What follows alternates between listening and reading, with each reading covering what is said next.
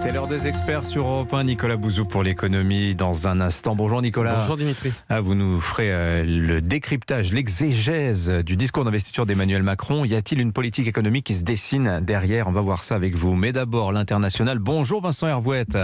Bonjour Dimitri, bonjour à tous. Alors c'est jour férié ce lundi en Russie pour Dien Pobiedi, le jour de la victoire. Le défilé militaire, c'est la grande tradition communiste et celle des Européens aussi, celle du club méditerranéen, la Grèce, l'Italie, l'Espagne, la France. Alors, nulle part au monde, le défilé n'a autant d'importance qu'à Moscou, spécialement aujourd'hui. D'abord, on va vérifier qu'il reste des blindés en réserve et des missiles super hyper véloces, super hyper tueurs. La Russie n'est pas qu'une station-service, c'est aussi une puissance qui a de quoi mordre à vie aux alentours, c'est-à-dire aux pays de l'OTAN qui, à force de marquer des coups au but en Ukraine, en viennent à penser qu'il y a au Kremlin un tigre de papier. La semaine dernière, la télé russe expliquait qu'il faudrait moins de 3 minutes à un seul missile Sarmat tiré de Kaliningrad pour raser Paris, Berlin et Londres. Ça ressemble à des rodomontades, mais parier là-dessus, c'est jouer à la roulette russe. Les experts vont donc scruter la démonstration de force en se demandant quelle surprise réserve Vladimir Poutine, la mobilisation générale, la déclaration de guerre, une mise en demeure à l'Europe.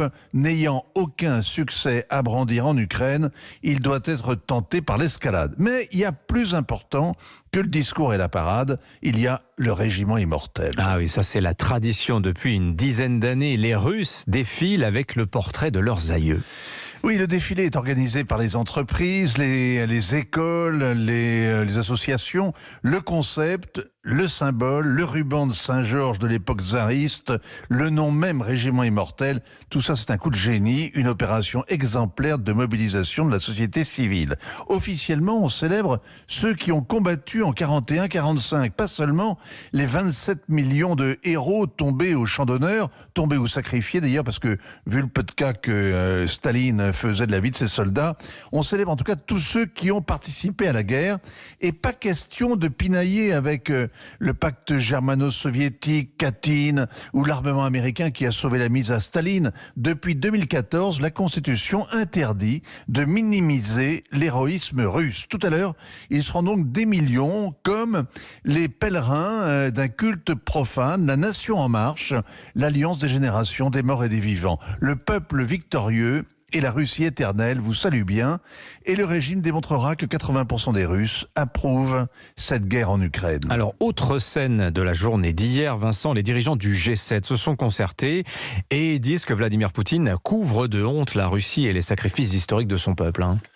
Le G7 pense que sans Poutine, tout irait mieux et que si la Russie perd la guerre, le Kremlin changera de main. C'est comme ça qu'on finit l'Empire tsariste et l'Union soviétique. Débarrassée de son chef, la Russie retrouverait sa place parmi les nations civilisées. Le G7 redeviendrait un G8. La fin de l'histoire pourrait en quelque sorte reprendre son cours.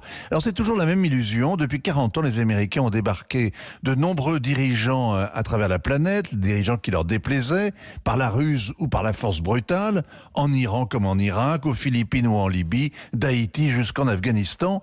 L'effondrement du régime a toujours et partout provoqué le chaos. C'est la politique du pire, et le pire a de l'imagination. Il vaut mieux une armée qui parade en bon ordre qu'une soldatesque livrée à elle-même.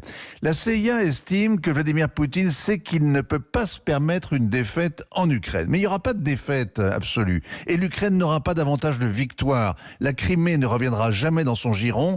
Aucune vraie victoire n'est possible en Ukraine. Seulement une négociation. Rien d'immortel, un compromis. Et il est grand temps. Merci beaucoup Vincent Hervouette. Tiens, petit